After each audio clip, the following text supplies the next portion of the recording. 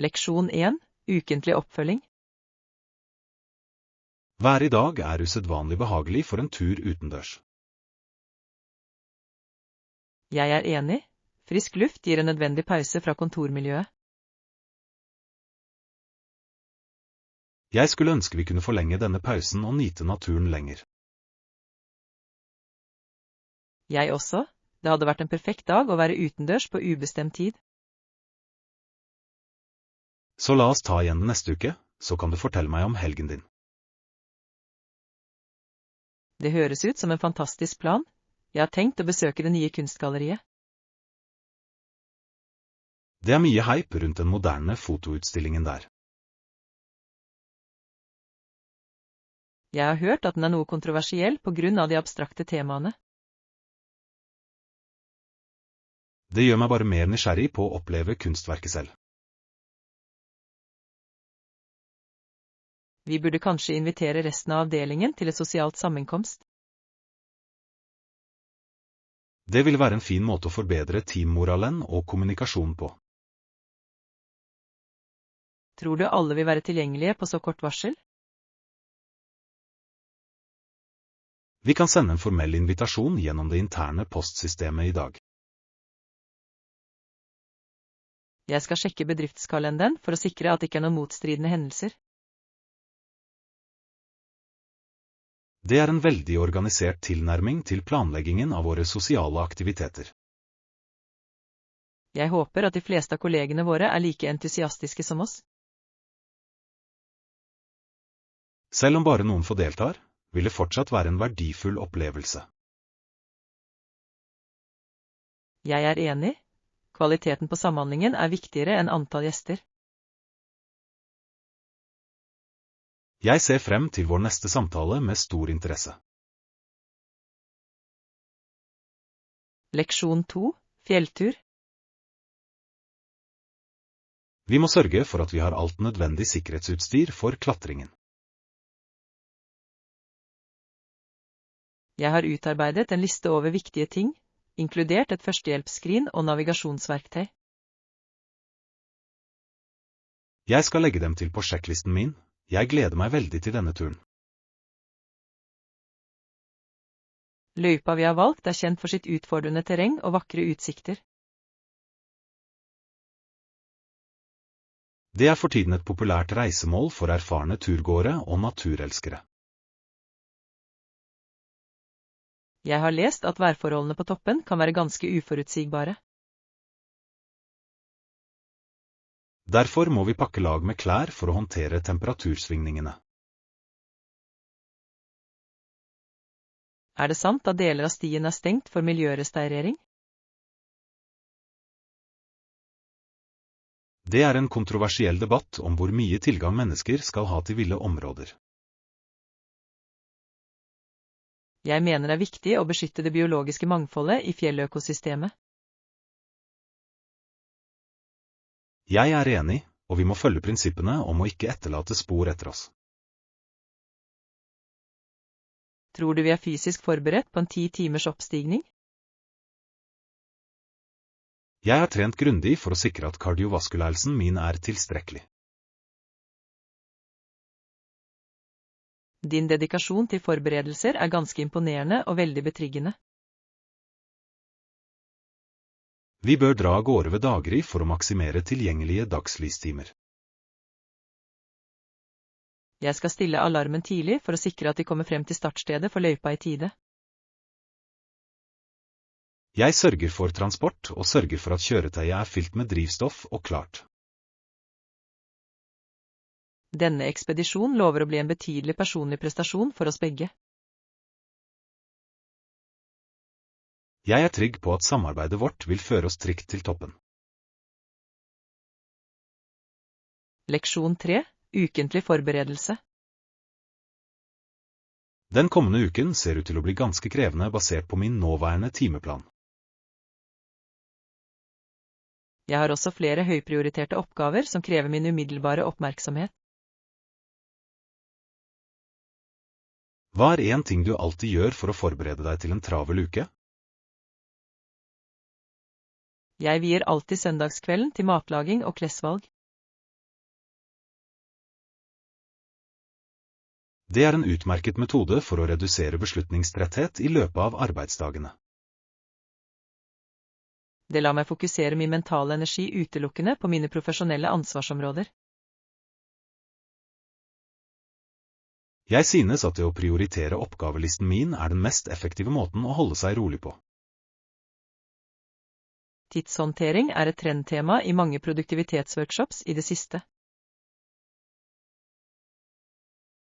Noen synes presset om å være konstant produktiv er ganske kontroversielt. Jeg er enig, det er viktig å balansere hardt arbeid med tilstrekkelige hvileperioder. Bruker du en digital applikasjon eller en tradisjonell papirplanlegger til notatene dine? Jeg foretrekker den taktile opplevelsen av en papirplanlegger for å organisere tankene mine. Jeg har gått helt over til digitale systemer for synkroniseringens skyld. Det er absolutt en mer effektiv tilnærming for noe med flere enheter. Jeg skal prøve å innlemme måltidsplanen din i kveld. Du vil oppdage at det sparer deg bemerkelsesverdig mye tid i morgenløshet. Jeg setter pris på forslaget. Det er alltid nyttig å lære av vanene sine. Vi bør sammenligne fremgangen vår på slutten av uken for å se hvordan det gikk. Det er en god idé. La oss strebe etter en svært produktiv og balansert uke. Leksjon 4. Litterære klassikere. Jeg synes at moderne romaner ofte mangler den språklige elegansen fra fortiden.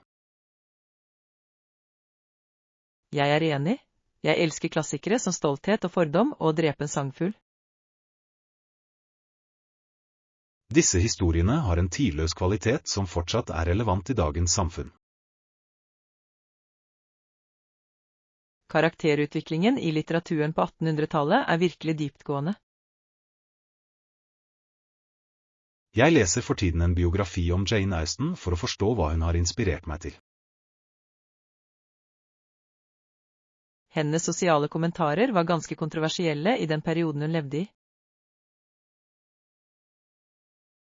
Hun utfordret faktisk de tradisjonelle forventningene til kvinner med stor vidd. Det er en økende interesse for å gjenskape disse klassikerne for et moderne publikum. Tror du at slike tilpasninger bevarer verkets opprinnelige ånd? Det er et tema for mye debatt blant litteraturkritikere og purister. Personlig foretrekker jeg å lese originalteksten før jeg ser en filmversjon. Bildene som forfatterne skaper er ofte mer levende enn det som vises på skjermen. Hvilken klassisk roman ville du anbefalt for noen som søker en utfordring? Jeg ville foreslått Moby Dick eller Ulysses hvis du har mye tålmodighet. Jeg kan kanskje begynne med noe litt mer tilgjengelig før jeg prøver meg på dem. Kanskje en novellesamling av Edgar Allan Poe ville være passende.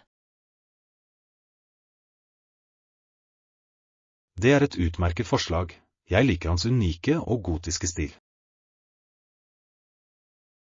Jeg låner deg mitt eksemplar når jeg har lest den ferdig på nytt i helgen. Takk, Anna. Jeg gleder meg til å utforske disse mørke og mystiske historiene. Leksjon 5. Kontraktsrett.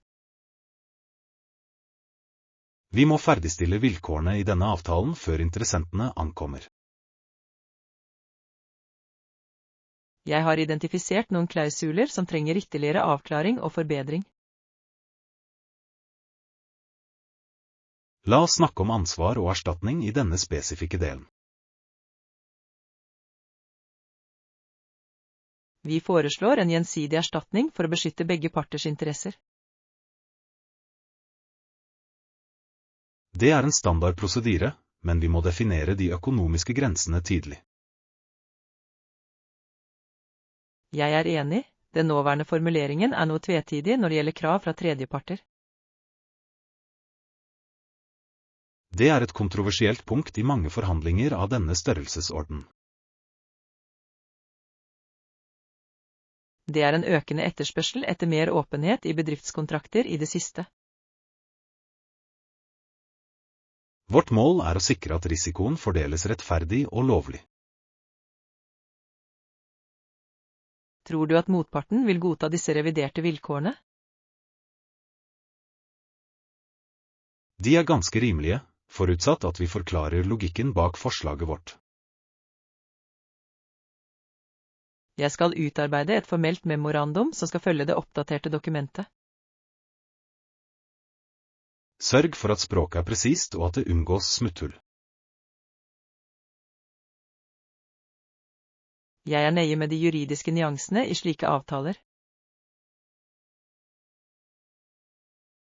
Vi bør også gjennomgå oppsigelsesklausulen for å sikre at den er håndhevbar. Det er et klokt forslag for å unngå fremtidige rettstvister eller tvister. Jeg setter pris på din oppmerksomhet på detaljer under denne komplekse forhandlingsprosessen. Det er viktig å være grundig for å beskytte firmaets omdømme. La oss fortsette med de siste revisjonene, slik at vi kan avslutte dette møtet. Leksjon 6. Konfidensialitetsklausul. Sikkerheten til vår immaterielle eiendom er av største betydning for styret. Jeg har integrert sikkerhetsprotokollene vi diskuterte i det endelige utkastet. De er utmerkede, ja, det er et viktig aspekt ved samarbeidet vårt. Vi vil inkludere en streng taushetspliktklausul for å forhindre uautorisert avsløring. Denne klausulen må gjelde alle involverte ansatte og eksterne leverandører. Jeg har spesifisert at forpliktelsen fortsatt gjelder selv etter at kontrakten er opphørt. Det er en viktig forutsetning for å opprettholde vårt konkurransefortrinn i markedet. Datavern er et trendy og svært sensitivt tema i teknologisektoren. Det er også et kontroversielt spørsmål når det gjelder myndighetenes overvåking og tilgang. Vi må sørge for at vår praksis er fullt ut i samsvar med internasjonale regelverk. Synes du vi bør skjerpe straffene for brudd på denne avtalen? En betydelig økonomisk straff ville fungere som et sterkt avskrekkende middel mot misligheter. Jeg skal diskutere de spesifikke tallene med den juridiske avdelingen i ettermiddag. Jeg vil ferdigstille ordlyden i taushetserklæringen i mellomtiden. Våre partnere er svært opptatt av at deres proprietære informasjon blir beskyttet. Vi kan forsikre dem om at sikkerhetstiltakene våre overgår bransjestandarder. Jeg er fornøyd med fremgangen vi har gjort med dette dokumentet. Det er et solid grunnlag for et langt og vellykket forretningsforhold. Jeg skal legge frem den endelige versjonen for administrerende direktør til godkjenning i morgen. Leksjon 7. Markedspotensial. Jeg har gjennomgått de siste dataene angående oppstartsbedriften vi diskuterte i går. Refererer du til plattformen som spesialiserer seg på håndlaget elektronikk? Det er virkelig en unik markedsplass på nett. Har den potensial til å vokse? Jeg tror det gjør det, forutsatt at de kan skalere forsyningskjeden sin uten at det går på bekostning av kvaliteten. Det er en betydelig utfordring, ettersom mange håndlagde gjenstander er vanskelige å masseprodusere. Nisjemarkedet for bærekraftig teknologi er imidlertid for tiden trendy og svært lønnsomt. Jeg er enig, men noen investorer fortsatt skeptiske til forretningsmodellens langsiktige levedyktighet. Det en kontroversiell strategi, men høy risiko fører ofte til betydelige gevinster i denne sektoren. Synes du vi bør anbefale en foreløpig investering til seniorpartnerne? Vi bør først sjekke om de har inngått noen eksklusive kontrakter med sine primære leverandører. Det et klokt forslag, ettersom beskyttelse av immaterielle rettigheter avgjørende for vekst. Hvis de klarer å sikre seg markedsandelen sin, vil hypen rundt merkevaren bare øke. Brukerengasjementsmålingene deres allerede langt bedre enn konkurrentenes. Det imponerende, det tyder på en veldig lojal kundebase som verdsetter den unike opplevelsen. Vi må sørge for at ledergruppen deres i stand til å håndtere rask ekspansjon. Jeg vil avtale et formelt intervju med administrerende direktør deres neste tirsdag. Vennligst utarbeid en liste med strenge spørsmål angående deres 5-årige økonomiske prognoser. Jeg vil være nøye i forberedelsene mine for å sikre at de har all nødvendig informasjon. Jeg ser frem til rapporten din, da dette kan bli det mest lovende prosjektet i regnskapsåret. Leksjon 8. Indre fred. Jeg har tenkt på det nyeste essayet om global konfliktløsning. Det et dyptgående verk, men forfatteren virker ganske idealistisk når det gjelder menneskets natur. Forfatteren argumenterer for at et individ først må oppnå denne revolusjonen i seg selv. Det en edel tanke, men snakk om fred og forsoning bare fantasifullt og teoretisk med mindre vi handler. Jeg enig, med mindre vi implementerer praktiske løsninger, forblir disse konseptene helt abstrakte. Det kontroversielt å antyde at personlig endring kan påvirke internasjonal politikk. Likevel startet mange historiske bevegelser med en enkelt persons indre overbevisning. Tror du at samfunnsstrukturer mer innflytelsesrike enn individuelle handlinger? Det en trendende debatt i vårt sosiologiseminar som ikke har noe enkelt svar. Vi må finne en måte å bygge bro mellom teori og praksis. Kanskje løsningen ligger i samfunnsbaserte initiativer som fremmer empati og forståelse. Slike initiativer ofte hype-up, men får sjelden den nødvendige langsiktige finansieringen. Det et systemisk problem som krever en fullstendig overhaling av våre nåværende prioriteringer. Jeg har tenkt å skrive masteroppgaven min om skjæringspunktet mellom individuell etikk og offentlig politikk. Det et ambisiøst tema som vil kreve mye forskning og dedikasjon. Jeg håper å finne bevis på vellykkede forsoningsprogrammer i postkonfliktsoner. Jeg skal hjelpe deg med å finne primærkildene og historiske arkivene du trenger. Din støtte uvurderlig for meg mens jeg navigerer i disse komplekse filosofiske farvannene. Vi skal fortsette denne diskusjonen etter at vi har gjennomgått de moderne kommentarene om emnet. Leksjon 9.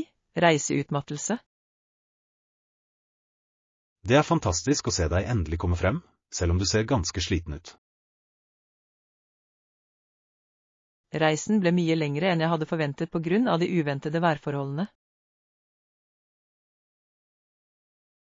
Jeg hørte at flyplassen var stengt i flere timer under uværet. Det var riktignok en stressende opplevelse, men det var fortsatt slitsomt.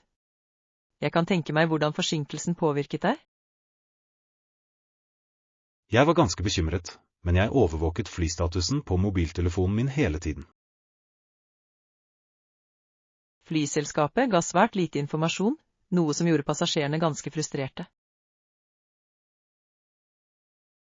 Det er en vanlig klage. Kommunikasjonsprotokollene deres blir ofte kritisert under kriser. Hvordan påvirket forsinkelsen timeplanen din for resten av ettermiddagen?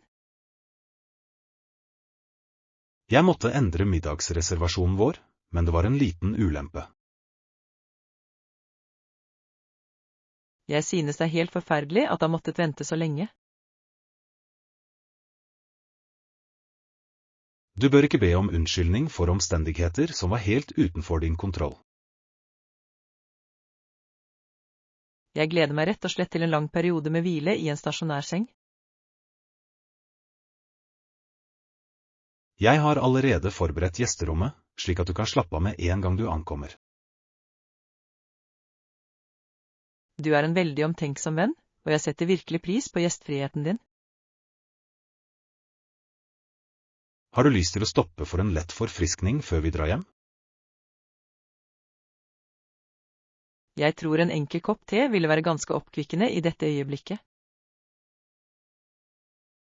Det er en rolig kafé i nærheten av utgangen som serverer utmerkede urtete. Det høres perfekt ut. La oss fortsette dit før vi finner bagasjen min. Jeg skal bære den minste vesken din, slik at du kan gå mer komfortabelt. Leksjon 10. Digitalt fotavtrykk. Det nylige datainnbruddet har fått mange til å revurdere sin tilstedeværelse på nett. Det er en stadig økende bekymring, ettersom våre digitale fotavtrykk nå er mer permanente enn noensinne. Jeg har observert at mange arbeidsgivere nå undersøker kandidatenes profiler på sosiale medier.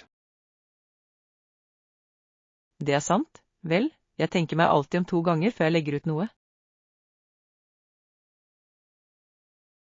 Det er en veldig fornuftig vane å opprettholde i denne sammenkoblede digitale tidsalderen. Synes du at private selskaper burde ha tilgang til våre personlige meninger? Det er et kontroversielt tema som involverer balansen mellom personvern og bedriftssikkerhet. Noen hevder at det vi gjør i vår personlige tid bør forbli helt konfidensielt. Imidlertid er et offentlig innlegg per definisjon ikke lenger en privat tanke. Hypen rundt avbestillingskultur har gjort alle mye mer forsiktige på nettet. Det er et vanskelig miljø å navigere i uten å ofre sin autentisitet.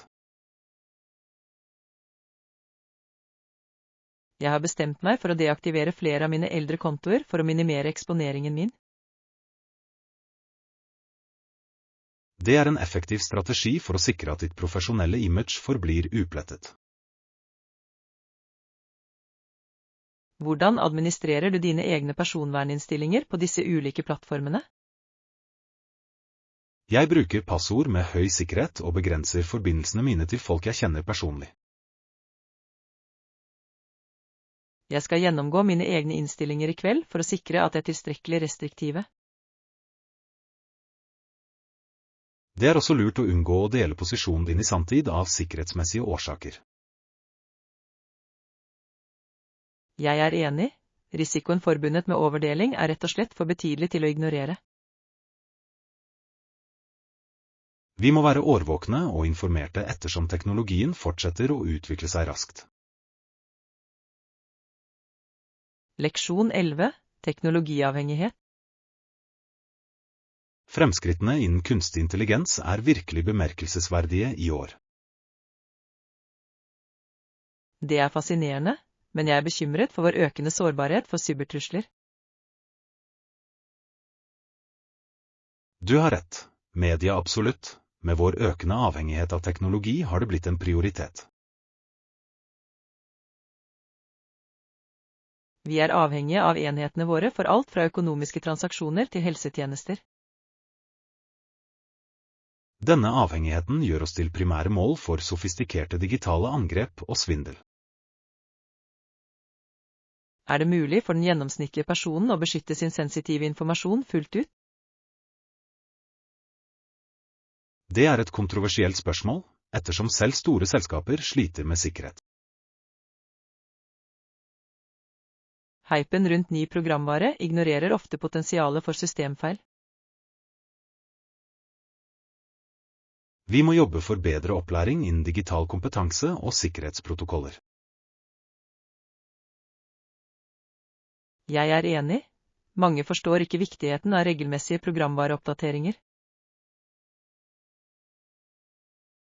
Disse oppdateringene inneholder ofte kritiske oppdateringer som forhindrer utnyttelse av ondsinnede aktører.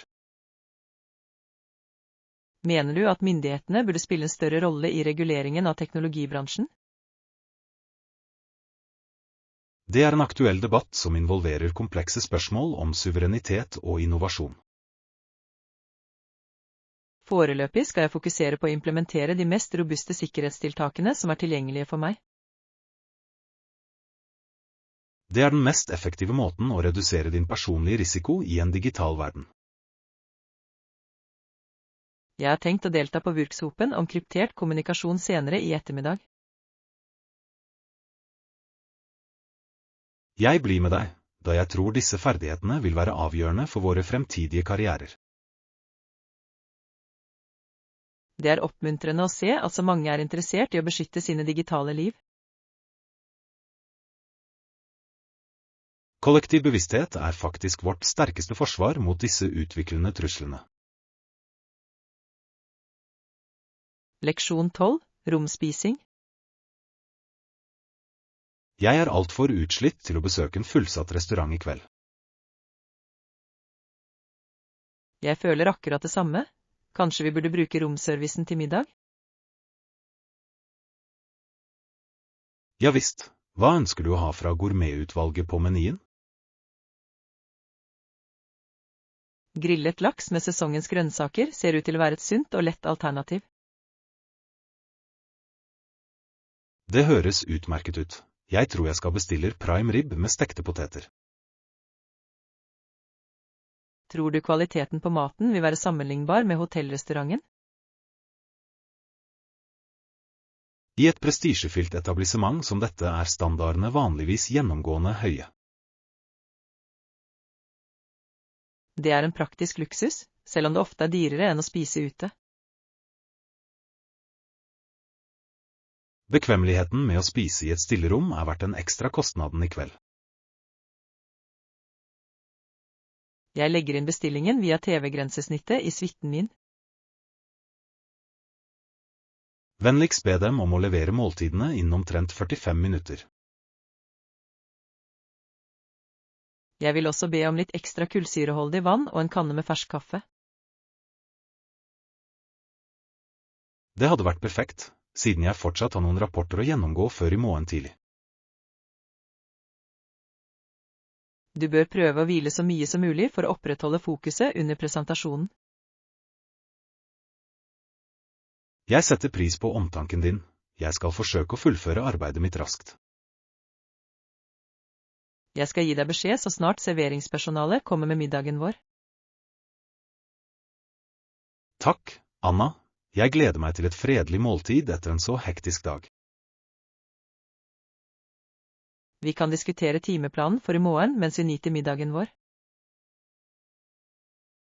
Det er en produktiv plan som vil gjøre at vi kan være fullt forberedt til den siste økten. Leksjon 13. Motedemografi. Det er interessant å se hvordan motetrender varierer så mye mellom ulike aldersgrupper. Tror du faktisk at moderne merker bare appellerer til tenåringer? Ikke nødvendigvis, selv om mange forhandlere i handlegaten absolutt prioriterer det yngre markedet. Noen klesbutikker selger kun barneklær, som er en veldig spesialisert nisje. Slike butikker må stole på foreldre som verdsetter materialer av høy kvalitet og slitesterke materialer til barna sine. Er det sant at luksusmarkedet for spedbarn for tiden er et trendfenomen? Det er ganske hype, selv om noen synes konseptet med dyre designer-babyklær er kontroversielt. Jeg mener at praktisk bruk alltid bør være det viktigste hensynet når det gjelder barnemote. Dessverre oppfordrer sosiale medier ofte foreldre til å prioritere estetikk fremfor nytteverdi. Tror du at disse trendene etter hvert også vil påvirke voksenmotebransjen? Det er ofte en trikk-lupe-effekt der ungdommelige stiler blir tatt i bruk av eldre generasjoner. Jeg foretrekker tidløse plagg som ikke går av moten etter en sesong. Det er en mer bærekraftig tilnærming til forbruk som flere burde ta i bruk. Jeg skal se etter en klassisk trenchcoat i varehuset på neste nivå. Jeg blir med deg, siden jeg også må finne et formelt dress til den kommende gallaen. Vi bør sammenligne kvaliteten på stoffene før vi foretar et endelig kjøp. Det er en veldig klok måte å sikre at vi får mest mulig valuta for pengene. Jeg håper de har et bredt utvalg av størrelser og farger tilgjengelig i dag. Det skal vi snart finne ut av. Varehuset er vanligvis veldig velassortert. Leksjon 14. Planetarisk status. Siktbarheten til de ytre planetene er eksepsjonell i kveld. Jeg er spesielt fascinert av forskjellen mellom de jordiske planetene og kjempene. De indre planetene er mye mer steinete enn gasskjempene vi ser lenger ute. Noen forskere mener at Pluto egentlig ikke er en planet i det hele tatt, men en dvergplanet. Omklassifiseringen er fortsatt et kontroversielt tema blant mange romfartsentusiaster. Den mangler den gravitasjonsdominansen som kreves for å bli ansett som en storplanet. Imidlertid gjør den komplekse geologien og atmosfæren det til et trendy forskningsemne. Tror du at det finnes flere uoppdagede planeter i Kuiperbeltet? Mange astronomer leter for tiden etter planet 9 ved hjelp av avanserte matematiske modeller. Hypen rundt muligheten for en annen stor planet er ganske spennende. Hvis det eksisterer, ville det endre vår forståelse av solsystemets utvikling betydelig. Jeg synes rommets enorme størrelse er både ydmykende og utrolig inspirerende. Det er en påminnelse om hvor mye vi ennå ikke har lært om vårt kosmiske nabolag. Skal vi forsøke å finne Saturns ringer før månen står opp? Det vil være en fantastisk utfordring. Jeg skal justere koordinatene til teleskopet nå. Jeg kan se de tidlige båndene til Jupiter ganske tidlig ved denne forstørrelsen. Det er et storslått syn. Legg merke til hvordan den store røde flekken er synlig i kveld. Vitenskapen fortsetter å avsløre de mest utrolige detaljene om universet vårt. Vi må fortsette å støtte romutforskning for å utvide grensene for menneskelig kunnskap. Leksjon 15. Kløftstier. Nedstigningen ned i canyon ser ut til å være mye mer krevende enn jeg forventet. Se på gruppen av reisende, de rir for å få dem trygt ned. Muldyrene ser ut til å være veldig sikre på foten på slike smale og forræderske stier. Stiene går i sikksakk frem og tilbake for å redusere brattheten i stigningen for dyrene. Det er en klassisk måte å utforske området på, men jeg synes høyden er ganske skremmende. Turistene som kommer ned reiser mye saktere enn de som kommer tilbake til kanten. Det er forståelig, ettersom nedstigning krever mye kontroll og fokus. Er det sant at disse muldyrturene bestilles flere måneder i forveien? De er ekstremt hype og når ofte full kapasitet veldig tidlig i sesongen. Noen synes bruk av dyr til turisme er en kontroversiell praksis.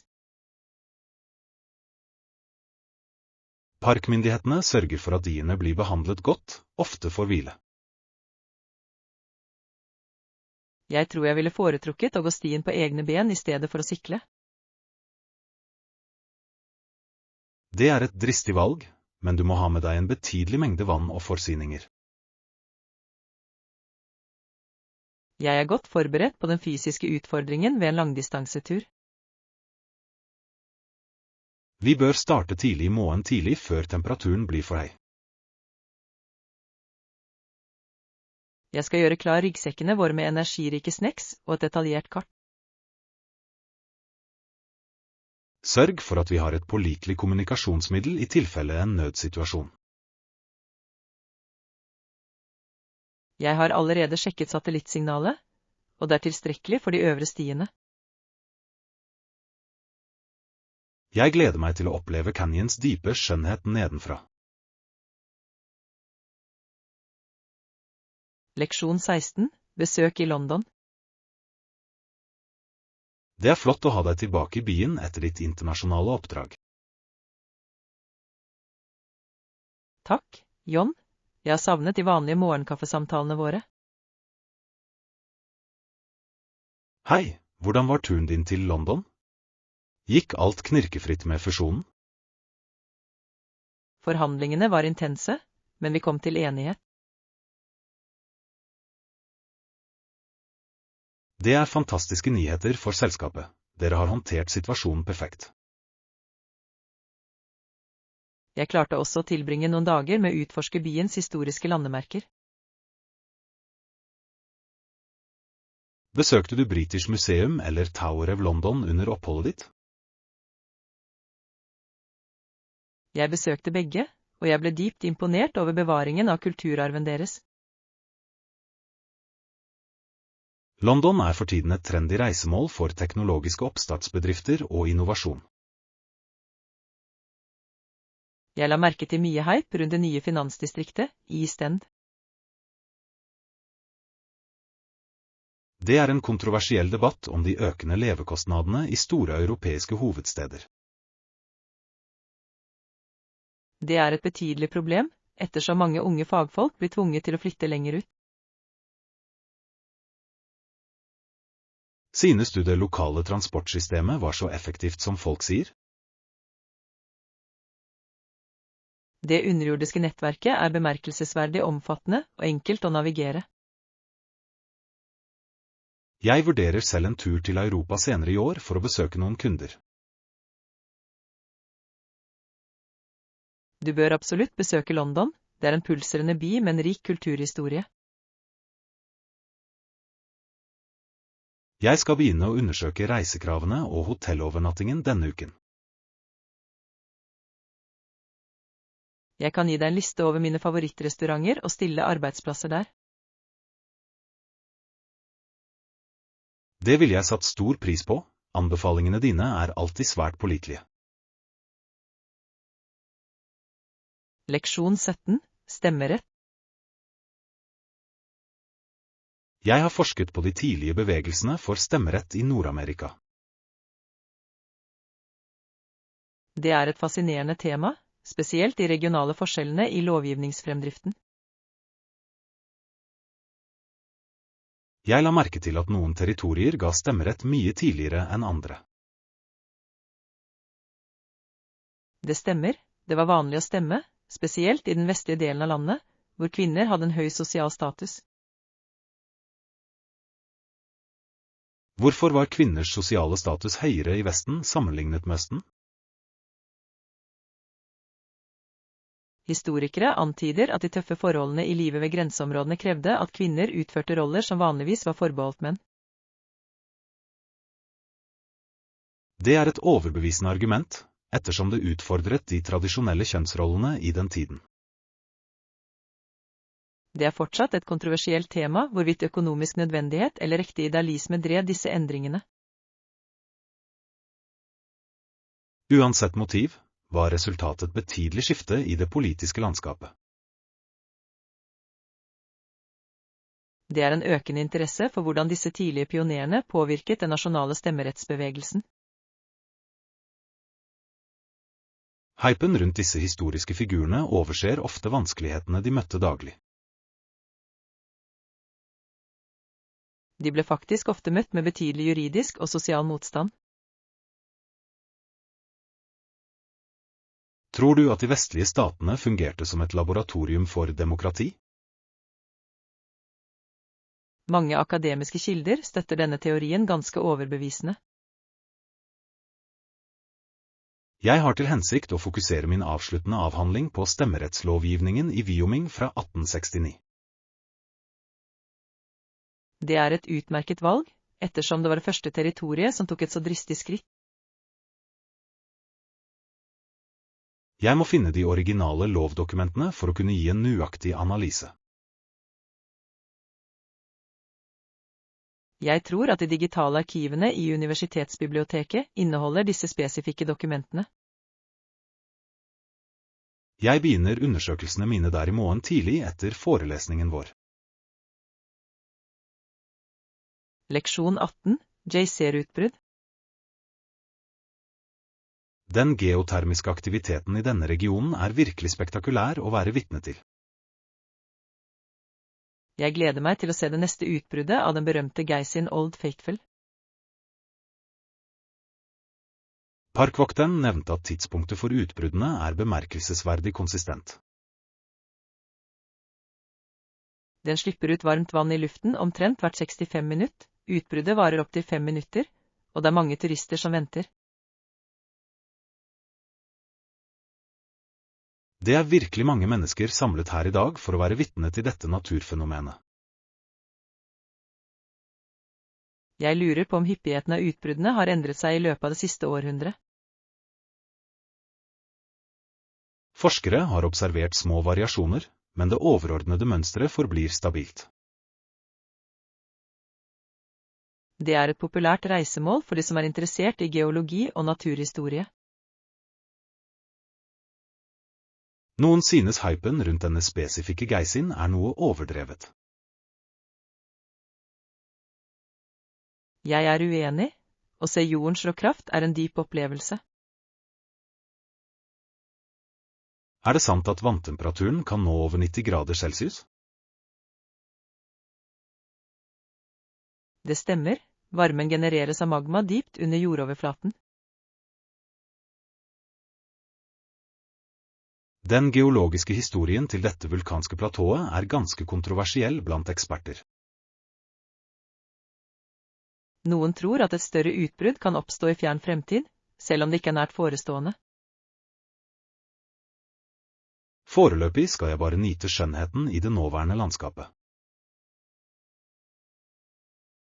Geysin begynner å rumle. Jeg tror utbruddet er i ferd med å starte.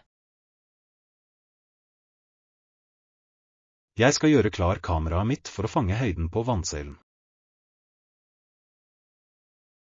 Skuespillet er virkelig storslått og minner oss om naturens styrke. Det er et øyeblikk jeg garantert vil huske lenge. Leksjon 19. Markedsundersøkelser. Våre konkurrenter har nylig lansert en ny serie med bærekraftige energiprodukter. Vi må reagere raskt for å sikre at vi ikke mister vår nåværende markedsandel.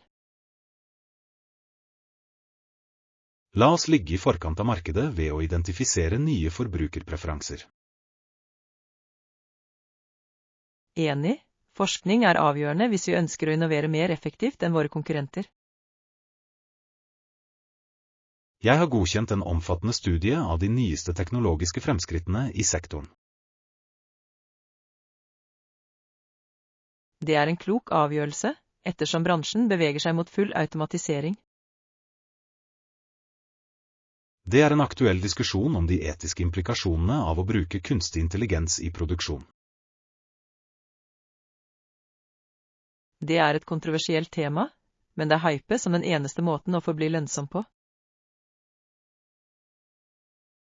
Vi må sørge for at vår tilnærming forblir transparent og samfunnsansvarlig.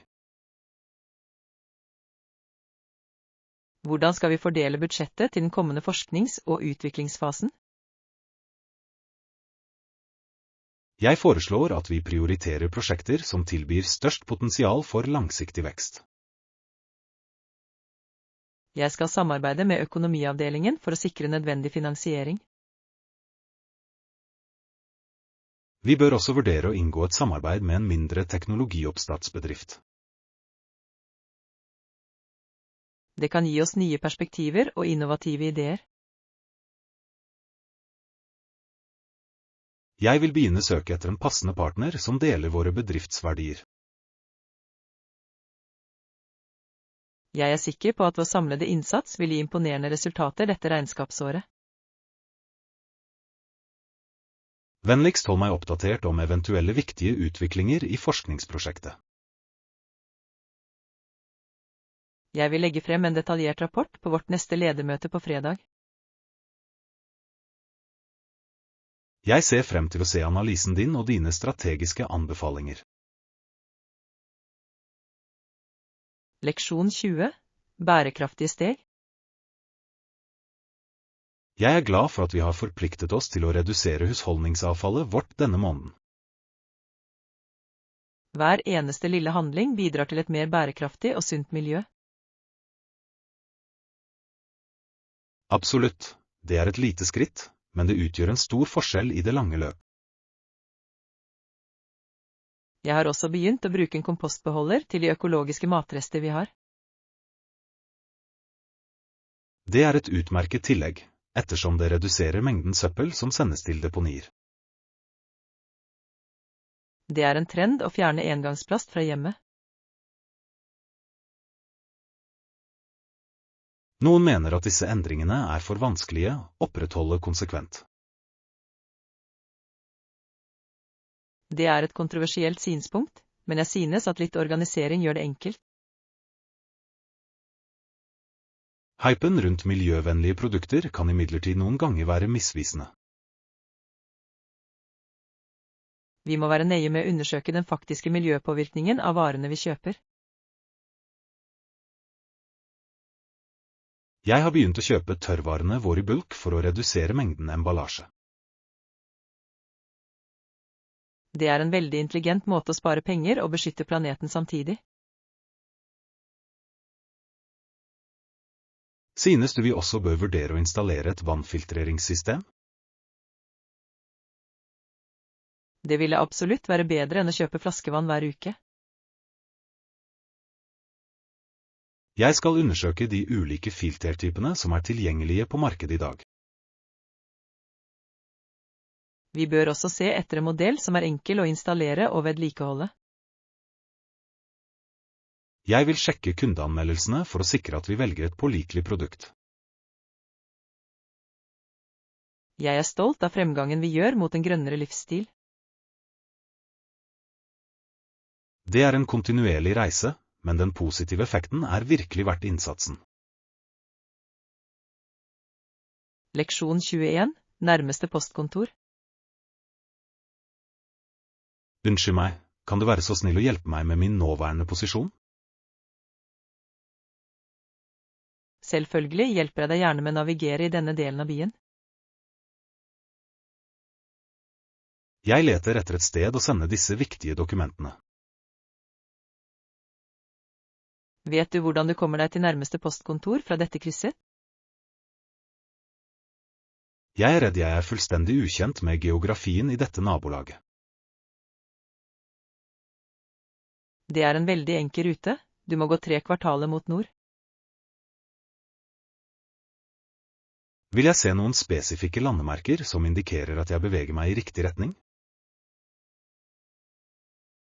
Du passerer en stor steinkatedral og et offentlig bibliotek på høyre side. Ligger postkontoret i en hovedgate eller en mindre sidegate?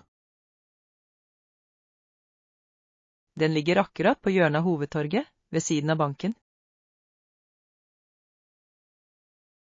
Er det anlegget åpent på ettermiddagen på lørdager?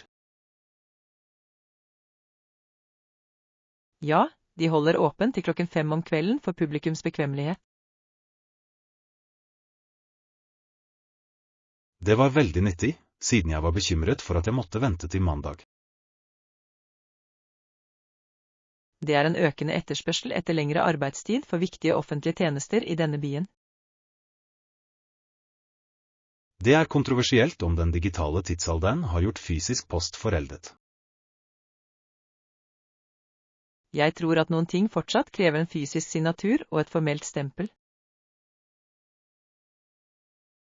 Jeg er enig, enkelte juridiske dokumenter kan ikke sendes elektronisk.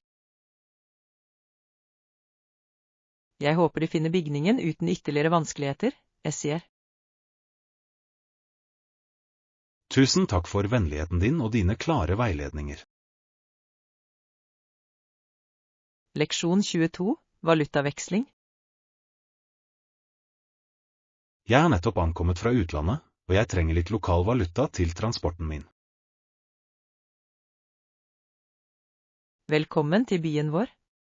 Jeg kan absolutt henvise deg til de finansielle tjenestene du trenger. Flott, og hvor kan jeg veksle valuta mot det lokale betalingsmiddelet? Valutavekslingen ligger i andre etasje, i nærheten av avgangshallen. Er et betydelig provisjonsgebyr for transaksjonen ved den spesifikke skranken? Det er et lite servicegebyr, men valutakursene er vanligvis svært konkurransedyktige. Er det sant at det ofte er mer økonomisk å bruke en automat? Det er et trendtips for reisende, men det avhenger av bankens internasjonale retningslinjer. Jeg foretrekker å ha litt fysiske kontanter umiddelbart til små utgifter som taxi. Noen synes hypen rundt digitale betalinger er litt overveldende. Det er kontroversielt om et kontantløst samfunn virkelig er inkluderende for alle reisende. Jeg er enig, det er alltid lurt å ha med seg et lite beløp lokalt i nødstilfeller. Er valutavekslingsskranken åpen døgnet rundt? Ja, den er i drift til enhver tid for å hjelpe passasjerer fra alle tidssoner. Jeg skal gå videre til andre nivå umiddelbart for å fullføre økonomien min. Vær forsiktig med dine personlige eiendeler når du er i fellesområdene. Jeg setter pris på advarselen. Jeg skal oppbevare lommeboken min i en sikker lomme. Jeg ønsker deg et hyggelig og trygt opphold i landet vårt. Takk for den profesjonelle hjelpen. Jeg er mye mer selvsikker nå. Leksjon 23. Produktivitetstips. Jeg har prøvd å organisere arbeidsplassen min for å forbedre konsentrasjonen min i løpet av dagen. Skrivebordet ditt ser veldig ryddig ut, men det virker kanskje litt for sterilt. Jeg kommer definitivt til å legge til litt grøntområder for å skape en mer naturlig atmosfære. Det er en utmerket idé. Studiet viser at planter kan redusere stressnivået betydelig. Jeg lurer på om du har noen andre tips for å forbedre produktiviteten hjemmefra? Jeg synes at det følge en streng tidsplan er den mest effektive måten å holde fokus på oppgaven. Tar du også regelmessige pauser for å unngå mental utmattelse og tretthet? Ja, jeg bruker en timer for å sikre at jeg står opp og beveger meg hvert 50 minutter. Det finnes en trendteknikk kalt Pomodoro-metoden som mange anbefaler. Hypen rundt er berettiget, ettersom det bidrar til å opprettholde et høyt fokusnivå. Noen synes ideen om å jobbe i så korte perioder er ganske kontroversiell. Jeg tror det kommer an på arten av arbeidet du utfører. Jeg skal forsøke å implementere en lignende struktur i min egen daglige rutine. Du bør også sørge for at du har tilstrekkelig med naturlig lys på rommet ditt. Jeg flytter skrivebordet mitt nærmere vinduet for å dra nytte av ettermiddagssolen. Det vil garantert forbedre humøret ditt og det generelle energinivået ditt. Jeg setter pris på rådet ditt, Anna. Det er nyttig å høre ditt perspektiv. Jeg deler gjerne erfaringene mine med deg. Vi lærer alle sammen. Jeg gleder meg til å se resultatene av disse endringene i prestasjonene mine neste uke.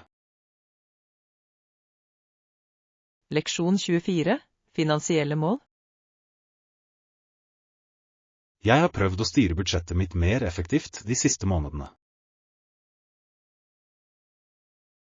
Det er en veldig ansvarlig måte å forberede seg på din langsiktige fremtid. Mitt primære mål er å nå dine økonomiske mål sakte, men sikkert. Det krever tid og disiplin å samle nok kapital til et større kjøp. Nettopp, det tar tid og mye tålmodighet å se betydelig fremgang. Mange tiltrekkes av trendinvesteringsordninger som lover rask avkastning. Slike ordninger er ofte hype, men medfører en svært høy risiko for økonomisk tap. Det er kontroversielt om den gjennomsnittlige personen bør investere i svært voldete markeder. Jeg foretrekker en mer tradisjonell tilnærming, som for eksempel en høyrentesparekonto eller obligasjoner. Det er en mye tryggere strategi for noen som verdsetter økonomisk stabilitet. Tror du at de økende boligprisene vil endre måten vi sparer penger på? Det krever absolutt en mer aggressiv sparestrategi enn i tidligere generasjoner. Jeg har startet en sekundær inntektskilde for å øke spareraten min. Det er et imponerende nivå av dedikasjon til dine personlige mål. Jeg håper å ha råd til en liten leilighet innen de neste 5 årene. Jeg er sikker på at du vil nå det målet hvis du opprettholder ditt nåværende fokus. Takk for oppmuntringen. Det er nyttig å diskutere disse tingene med en venn. Vi bør møtes igjen neste måned for å gjennomgå fremgangen vår og dele nye ideer. Jeg er enig. Gjensidig støtte er en fin måte å holde motivasjonen oppe på denne reisen. Leksjon 25. Bytrafikk. Ifølge skiltet ser det ut til at bussen er omtrent 10 minutter forsinket. Det er ganske vanlig i rushtiden på ettermiddagen. Jeg lurer på hvor lang tid det vanligvis tar før bussen kommer til sentrum. Det avhenger av trafikken, men det er vanligvis en 30 minutters reise på en klar dag. Er trafikken spesielt stor i dag på grunn av byggingen av hovedbroen? Ja, mange kjøretøy blir omdirigert gjennom de mindre sidegatene. Det er en aktuell diskusjon om å utvide T-banesystemet for å redusere trafikkorken på veiene. Det er et kontroversielt prosjekt på grunn av de høye kostnadene og den lange byggeperioden. Hypen rundt offentlig transport øker ettersom drivstoffprisene fortsetter å stige. Jeg tror at et mer effektivt system vil være til fordel for hele samfunnet på lang sikt. Synes du det er mer praktisk å ta buss enn å kjøre eget kjøretøy? Jeg foretrekker bussen fordi den lar meg lese eller slappe av mens jeg reiser. Jeg er enig, stresset med å navigere i tett trafikk er ofte ganske utmattende. Bussen nærmer seg endelig holdeplassen. Jeg håper ikke jeg får fullt der inne. Det ser relativt tomt ut, så vi burde klare å finne et komfortabelt sete. Det er et heldig sammentreff gitt den nåværende tiden på døgnet. Jeg skal ha transportkortet mitt klart, slik at jeg raskt kan gå om bord i kjøretøyet. Jeg skal gjøre det samme, det er mye mer effektivt enn å betale med kontanter. La oss håpe at reisen går så smidig som mulig til tross for veiarbeidet.